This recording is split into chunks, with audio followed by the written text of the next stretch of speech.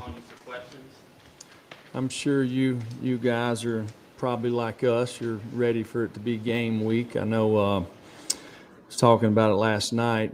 I can think back to my earliest memories of being a part of a football program. My dad was a high school coach, and I was just a manager on his team. But I can remember the excitement, the anxiety, the first week of the season. You work so hard during January, February, all the way through spring training, summer conditioning, and then it gets game week, and you do all that for you're guaranteed one opportunity. So I know as a coaching staff, we're excited. Everybody in our program is, and I'm sure people are all over the country.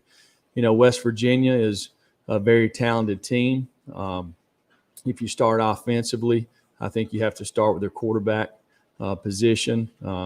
Guy's very, very talented, can make all the throws, can beat you with his feet, can extend plays. He's a runner. He's tough, has lots of experience.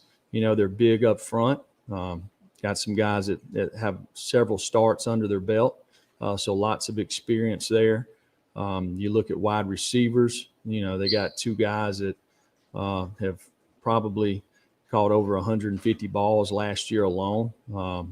One of them 18 touchdowns in the red area. So these guys go get the ball. They have really good ball skills. They're instinctive as players. They compete for balls in the air. So you got to be able to play the ball in the back end. But they're committed to running the football. It's a little bit unknowns about who'll be their tight ends, and we'll see when we get there. But they have guys on the roster that are talented. So defensively, we'll have our hands full, slowing these guys down. Defensively for them, they're very multiple on defense. They give you different looks. They got 6 returning starters back. They create a lot of negative plays. Have been, opportunistic on defense as far as getting turnovers. So we've got to be able to take care of the football. We got to stay in positive down and distances. And be able to execute and be able to block the different looks that they give you up front. In the kicking game, they've got really good skill players that have great return ability. They're very aggressive in their kicking game. They have some returners back when it comes to their kickers. So we'll definitely have a big challenge this week. I know our team is excited about getting an opportunity to play. It's why you do it. And everywhere all over the country, everybody's sitting here, and the beauty of it is nobody has anything against them. Everybody's got the same record, so there's lots of excitement. It's good for college football.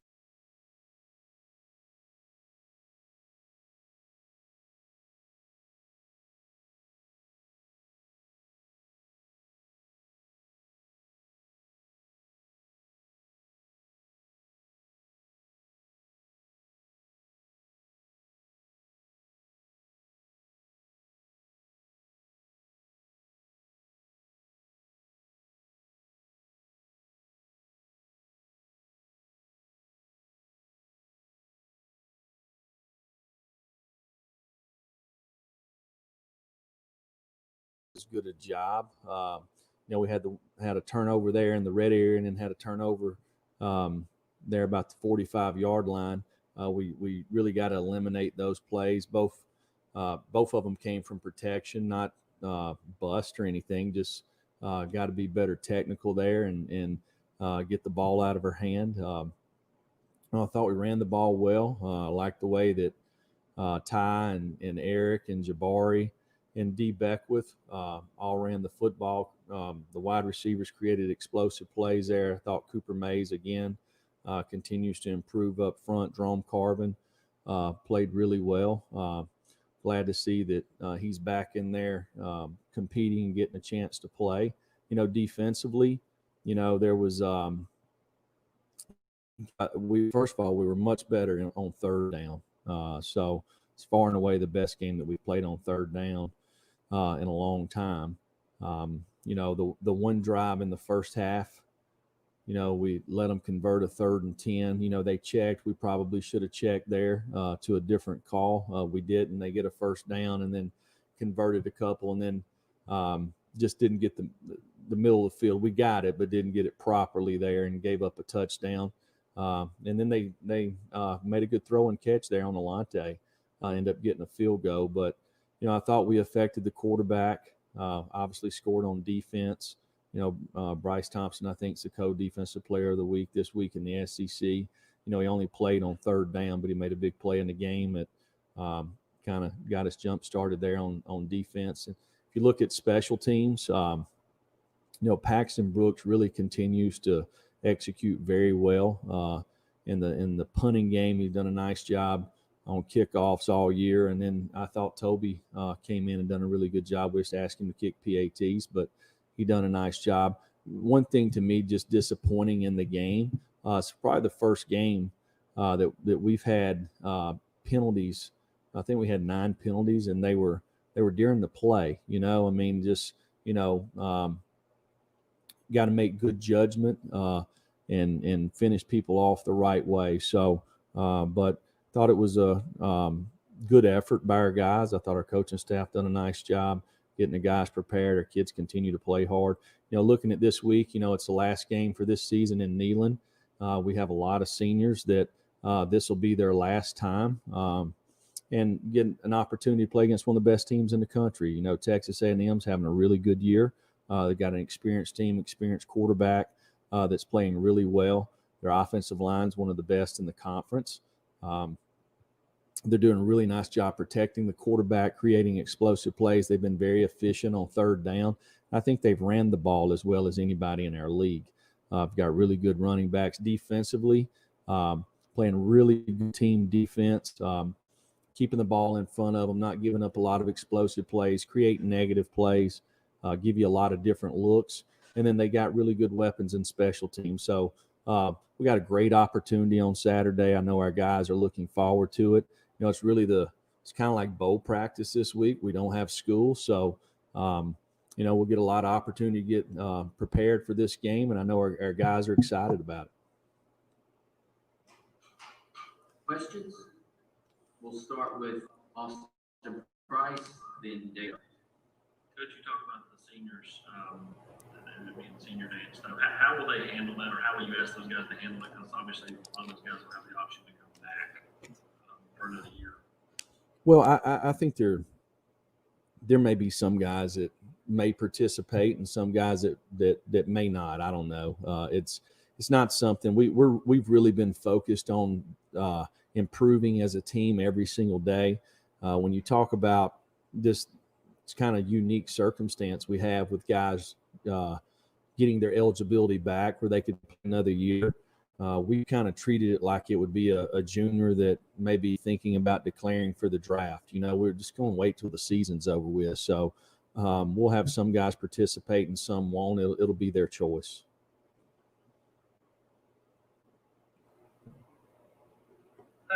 Jeremy, you playing 2 quarterbacks, is that something that you're still trying to kind of find a guy, or are you fine with playing 2 quarterbacks kind of, for an extended period of time, whether that's into 2021 or the rest of the season of the bowl game? How do you view that spot? Yeah, no, I really think you'd rather just play one, right? But we got 2 guys right now that I think are really competing hard in practice. In JT and Harrison, and we're giving them the same amount of reps. I've told both of them we're going to look at these last 3 games and just give them the same opportunity. I mentioned before we played Florida that JT kind of his shoulder was bothering him a little bit, he was kind of a game day decision that day, but he felt like he could play. So we got him in there and he played really well. And I thought he played good Saturday too. He had a couple of drops, obviously made one mistake there that we need to eliminate. But I thought both guys operated and played pretty well. They're going to continue to improve, and we're going to play both of them. I think it's the way this season is, it's a great opportunity to know what we got. Just because of the circumstances early in the season and not having a lot of scrimmage time, this is a great opportunity for these guys to really get a chance to go out there in live game action and see how they're going to do. And I think both of them continue to improve every week. Vince Farrar, then Dan Harrelson. I mean, just to follow up on that quarterback competition you were talking about, splitting those reps, how big of a difference is it when quarterbacks in practice during a game week don't get a majority of the reps and they're having to split the reps? How much could that potentially be a factor in not preparing them as much, especially when both of those guys are pretty inexperienced? Well, I think it's if you're going to practice more than one quarterback, right? So you're always going to practice two. The guy that gets left out is the third guy, most of the time. So first and second team reps are probably usually pretty equally split. And these guys are going with each group, so they're getting kind of the same opportunity. So I don't think there's an issue with that. Dan? Coach, last year down the stretch, you did play two quarterbacks, and they really fed off each other last year, and you guys were able to win some ball games. Do you kind of get that sense right now playing both JT and Harrison that they're kind of feeding off each other and just putting each other in good positions to win and compete in games? Yeah, well, I think both of them are really good teammates. And you throw Brian in there. Brian, we trying to create a little bit of role for him, and he made a really good run down there, and he kind of turned his ankle a little bit. So, but just with the quarterback room, I mean, on Saturday, I thought Jarrett done a heck of a job kind of on the sideline with Coach Winkie and helping those guys. I really like the way that room is. These younger guys are getting opportunities, and they're trying to make the most of it. It's, and hey, they probably make mistakes that a lot of people don't see, but they're learning from it. They're gaining confidence. The game is going to slow down for them the more they play. So it's good to see both of these guys get a chance to go out there and improve each week.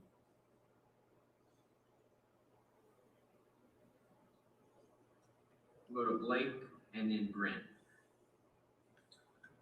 Jeremy, entering this final game of the regular season, have you received any assurances from Phil Fulmer that he'll be back next year? You know what? We've been focusing on our every day at practice, the teams that we're playing. All of that stuff is always at the end of the season. So we've just been working hard to be the best that we can possibly be. Are you, with Auburn making a decision on Gus Malzahn yesterday, are you surprised to see three coaches in the SEC be fired this year in a year late in a pandemic? Well, it's unusual circumstances, right? And nobody knows the circumstances around each individual job. I got a lot of respect for all three of those men, and coaching against them, getting to know them while I've coached in this league. I think they've done a phenomenal job at the places that they've been, so it's really the rough part on this when there's a coaching change, whether it's somebody leaving or somebody getting another opportunity. The people that suffer are the student athletes, because you build the relationships, recruiting them to come to a certain school. I mean, I've had it both ways, right? We've been fired before, and we've got opportunities before, right? And so the worst part of it is, in either scenario, is the people that you have created these relationships with and built a bond with to recruit them to come to a certain school. That's the people that suffer in all this. Brent? Coach, a couple of things. One, what's an update on Cade Mays' status as you go into this last game? Two, big picture, when you mentioned Saturday after the game, the opportunity to get to play a lot of younger players and kind of get a look at them. What was your assessment of some of those young players when you looked at the tape in terms of, some of those guys get the real first action? What is your takeaway with those young guys? Well, I think if you just go through the defense there, I mean, Amari Thomas continues to play more and more snaps each game.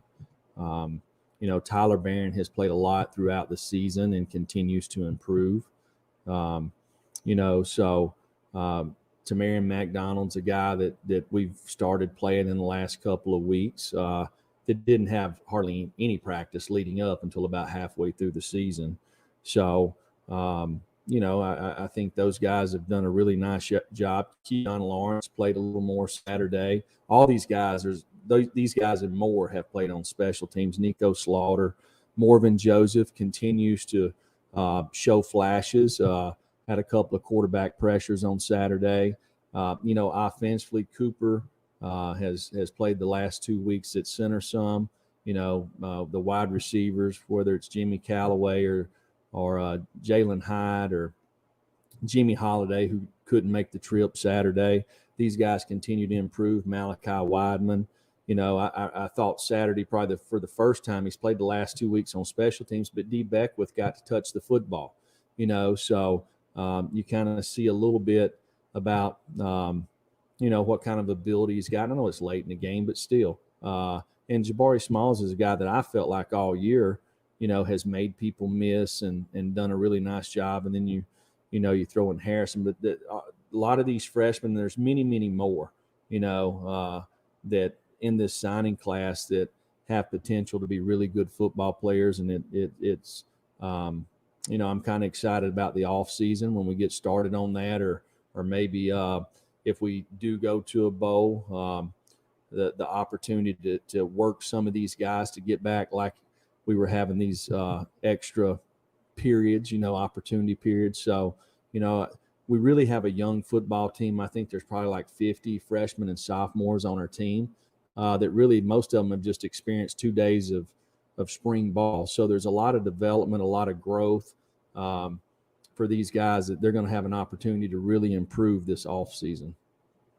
And then about Cade, status on Cade? I think Cade will be day to day.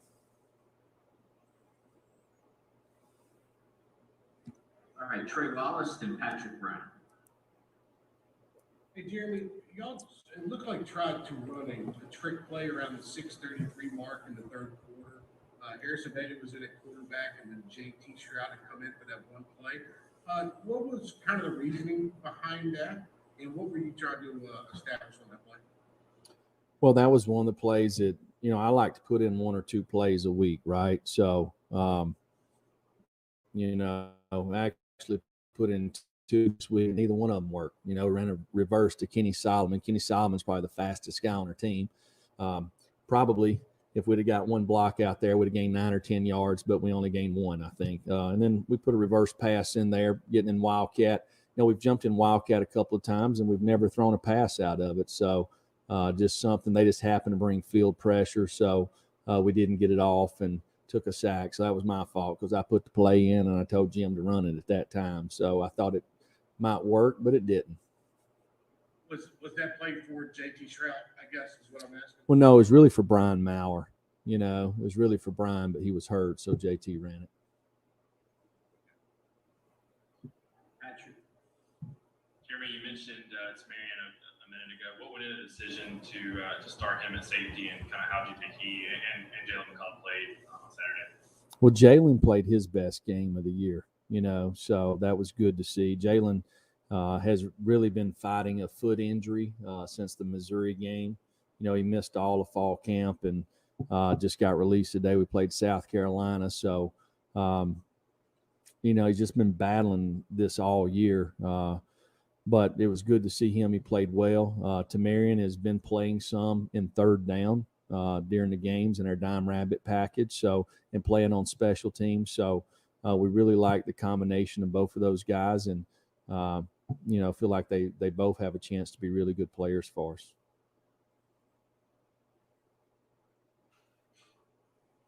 Go to Gustavo. Coach, you said there's this Saturday is going to be a great opportunity to play, and Texas A&M is involved in the college football playoff run. Does this affect you guys? This game seemed like a playoff game, especially for Texas A&M. Does this affect you guys in some sort of way, especially psychologically? Well, I don't think it's going to affect us psychologically. I think we're playing against a good football team that's very well coached, and it's a great opportunity. We played against a bunch of good football teams this year. So it's the last game in Neyland. I know our kids are excited about playing at home again. So it's a great opportunity. Back to Brent Hubbs. Coach, you mentioned Texas A&M's ability to run the football. Your defense has been good against the run the last 2 weeks.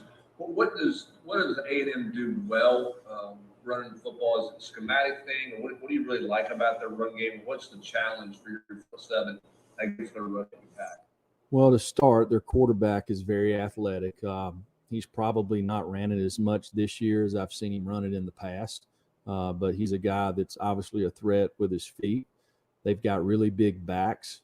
They don't go down easy. They're big up front. They have a lot of experience.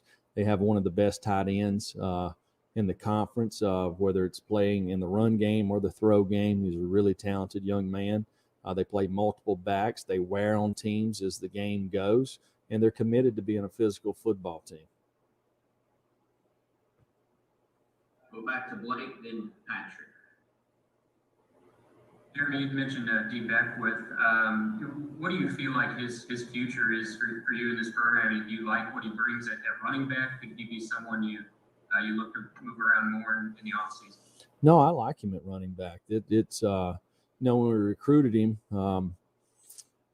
we didn't know exactly where we would play him. We just knew we wanted him on our team. This guy has a lot of versatility. We started him off at wide receiver, but when he got here, he was a lot bigger than he was when we signed him.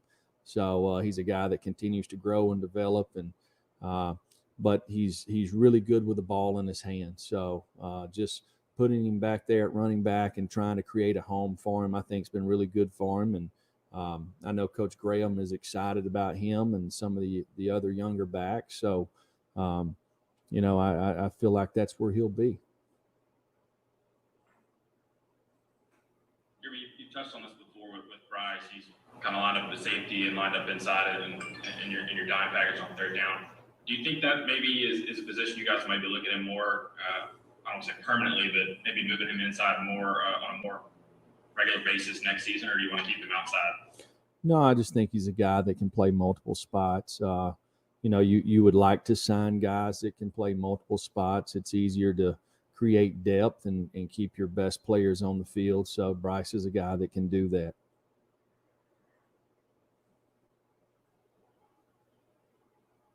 Questions? All right, thank you all very much.